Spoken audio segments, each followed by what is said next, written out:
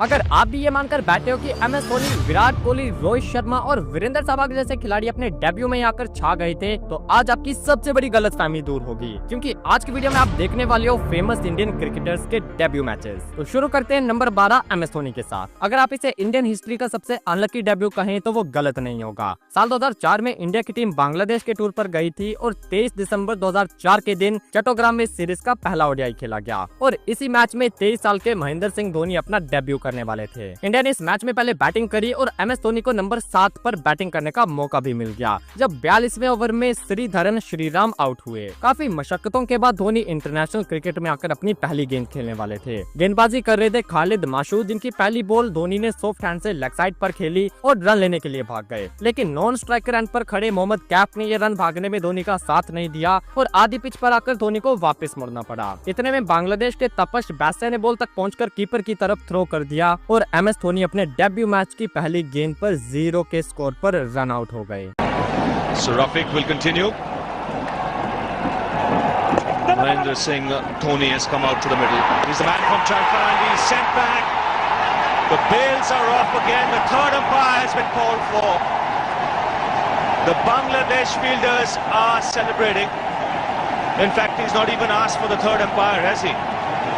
And Dhoni departs first ball. And that's most unfortunate. This is his debut. And quick walk in the field. That's out. The umpire in a perfect position.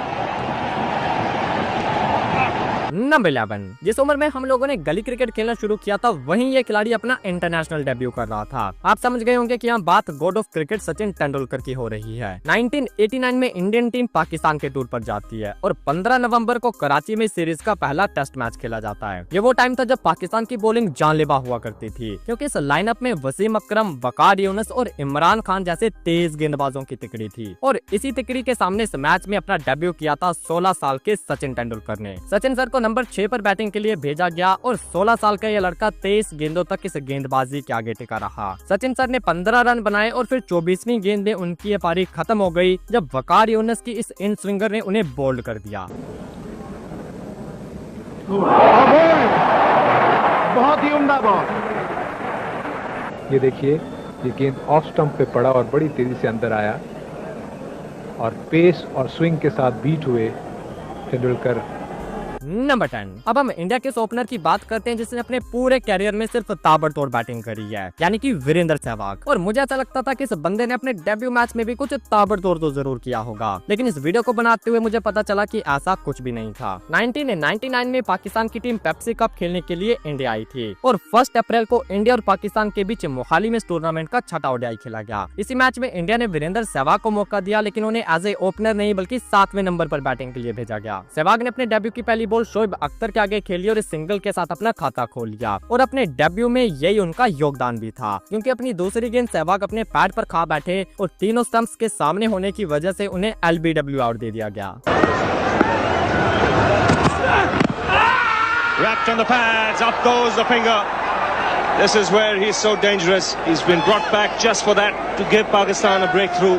Through the onside, let's see if we can pick this up. Just watch the line of the ball. Starts just outside and starts to slant in there. Yes, and that's out.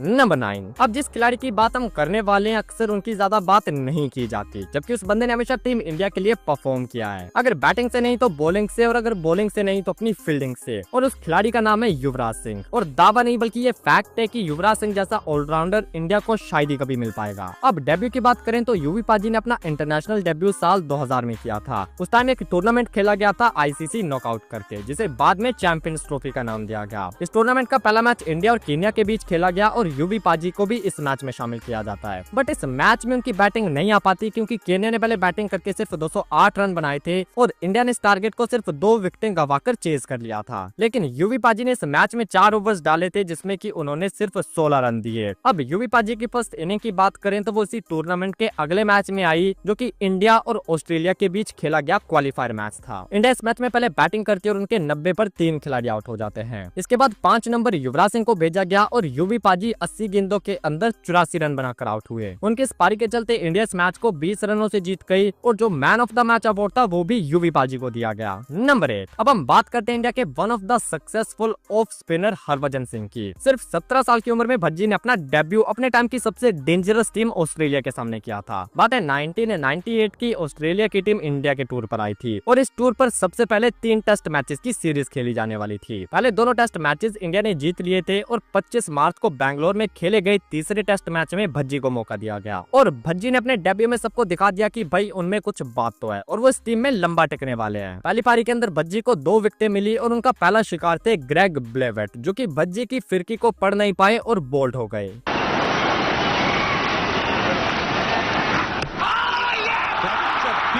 He's knocked his off-stump back and he's got his first test wicket with a real beauty.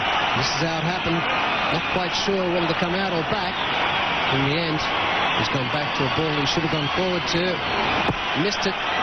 Stump goes over. Number 7, वैसे तो ये थाला for a reason होता है, लेकिन यहाँ हम उनके चेले की बात करेंगे। टेस्ट मैच को T20 की तरह खेलने वाले ऋषभ पंत ने अपना इंटरनेशनल डेब्यू भी T20 से किया था और जब तक MS धोनी टीम में होते थे तब तक किसी दूसरे विकेट कीपर को मौका मिलना काफी मुश्किल होता था, लेकिन धोनी के होते हुए ही ऋषभ पंत को 2017 में इंडियन टीम में शामिल कर लिया गया। इंडिया और इंग्लैंड के भी 3 T20 खेले जाने वाले थे और 1 फरवरी को बेंगलोर में खेले गए इस सीरीज के तीसरे T20 में 19 साल के ऋषभ पंत को मौका दिया गया। उस टाइम इंडिया का टॉप ऑर्डर काफी बैलेंस था, इस वजह से पंत को नंबर 6 पर भेजा गया और अपनी पहली पारी में उन्हें सिर्फ 3 गेंदें खेलने का मौका मिला, जिसमें पंत ने एक चौके की मदद से नॉट आउट 5 रन बनाए थे। नंबर 6, कई खिलाड़ी ऐसे होते हैं जिनका एक झलक में ही पता लग जाता है कि ये बंदा कुछ खास करके जाएगा और ऐसे ही एक खिलाड़ी है जसप्रीत बुमराह। आज तो बुमराह बच्चे के फेवरेट बन चुके हैं, लेकिन इस लेजेंडरी बॉलर का डेब्यू कैसा था वो देखते हैं। 2016 में इंडिया की टीम ऑस्ट्रेलिया के टूर पर गई थी। इस टूर पर पहले 5 ओडीआईज खेले जाने वाले थे और 5 में से पहले 4 ओडीआईज में इंडिया को हार का सामना करना पड़ा। 4 ओडीआई में तो बुमराह को मौका नहीं मिला, लेकिन 5वें ओडीआई में उन्हें शामिल कर लिया गया, जो कि सिडनी में खेला गया। अपने डेब्यू के अंदर बुमराह ने 10 ओवर में 4 की इकोनॉमी से 40 रन दिए थे और उन्हें 2 विकेटें भी मिली थी और इंटरनेशनल क्रिकेट में बुमराह का पहला शिकार थे ऑस्ट्रेलिया के कैप्टन स्टीवन स्मिथ। नंबर 5, अब हम उस खिलाड़ी की बात करते हैं जो कि आईपीएल की ओर से इंडियन टीम को सबसे बड़ी देन है और ये खिलाड़ी है हार्दिक पांड्या। आईपीएल में मुंबई के लिए ताबड़तोड़ परफॉर्म करने के बाद हार्दिक को इंस्टेंटली इंडियन टीम में जगह मिल गई और हार्दिक का डेब्यू भी उसी ऑस्ट्रेलियन सीरीज में आया था जहां बुमराह का, लेकिन हार्दिक को ओडीआईज में नहीं बल्कि पहले T20s में मौका दिया गया। 26 जनवरी को एडिलेड में खेले गए फर्स्ट T20 में हार्दिक ने डेब्यू किया। बैटिंग में तो उनका नंबर नहीं आया, लेकिन इंडियन जर्सी में उन्हें पहली बार बॉलिंग करने का मौका जरूर दिया गया। ऑस्ट्रेलिया के क्राउड के सामने अपना डेब्यू करना आसान तो बिल्कुल नहीं हो सकता और यही प्रेशर हार्दिक पांड्या की बॉलिंग में भी देखा गया। अपने डेब्यू ओवर की पहली 3 गेंदें पांड्या ने वाइड डाल दी और पूरा ओवर खत्म होते होते वो टोटल 5 वाइड्स डाल चुके थे। हार्दिक ने इस मैच में 3 ओवर्स डाले और 37 रन देकर 2 विकेट अपने नाम करी। हार्दिक को पहली विकेट क्रिस लिन की मिली और दूसरी मैथ्यू वेड की। नंबर 4, अब बात करते हैं अपने जड्डू भाई की। जडेजा और कोहली ने अपना कैरियर ऑलमोस्ट साथ में शुरू किया था। जब 2008 में विराट कोहली की कैप्टनसी में इंडिया की अंडर 19 टीम ने वर्ल्ड कप जीता था, तब जडेजा उस टीम के वाइस कैप्टन थे। आईपीएल का पहला सीजन भी जडेजा का अच्छा गया और उनकी फॉर्म के बेस पर उन्हें 20 साल की उम्र में 2009 के अंदर ही अपना इंटरनेशनल डेब्यू करने का मौका मिल गया। इंडिया श्रीलंका के टूर पर गई थी और इस सीरीज का 5वां जो कि आखिरी ओडीआई था, वहां जडेजा को पहली बार इंडियन कैप दी गई। बॉलिंग में तो जडेजा ने कुछ खास नहीं किया और अपने 6 ओवर में 40 रन लौटा दिए, लेकिन जब बैटिंग की बारी आई तो वहां जडेजा ने एक रिस्पॉन्सिबिलिटी दिखाई। इस मैच में इंडिया 321 चेस कर रही थी और जडेजा ने आखिर तक नॉट आउट रहते हुए 77 गेंदों में 60 रन बनाए थे, लेकिन बाकी सारी टीम ऑल आउट हो गई थी और इंडिया इस मैच को भी हार गई थी। नंबर 3, जिस हिटमैन को आप कई सालों से इंडिया के लिए ओपन करते देखते आ रहे हैं, क्या आप जानते हो कि अपने कैरियर की शुरुआत में उन्हें एज ए फिनिशर खिलाया जाता था और वो भी एक ऑलराउंडर की तरह। अब डेब्यू की बात करें तो हिटमैन ने अपना डेब्यू 23 जून 2007 को आयरलैंड के अगेंस्ट एक ओडीआई मैच में किया था, लेकिन हिटमैन ने इस मैच में सिर्फ फील्डिंग में अपना योगदान दिया था, क्योंकि पहले बैटिंग करते हुए आयरलैंड सिर्फ 193 पर ऑल आउट हो गई और इंडिया ने इस मैच को 9 विकेटों से जीत लिया, जिसके चलते रोहित को बैटिंग करने का मौका ही नहीं मिला। अब बात करें रोहित की फर्स्ट इनिंग की, जिसमें उन्हें बैटिंग का मौका मिला, तो वो इससे अगला मैच था जो कि साउथ अफ्रीका के साथ खेला गया। इस मैच में इंडिया पहले बैटिंग करती है और नंबर 7 पर जाकर रोहित को बैटिंग करने के लिए भेजा गया। इस पारी में रोहित उतना कुछ खास नहीं कर पाए और 9 गेंदों में 8 रन बनाकर कैलिस की बॉल पर बोल्ड हो गए।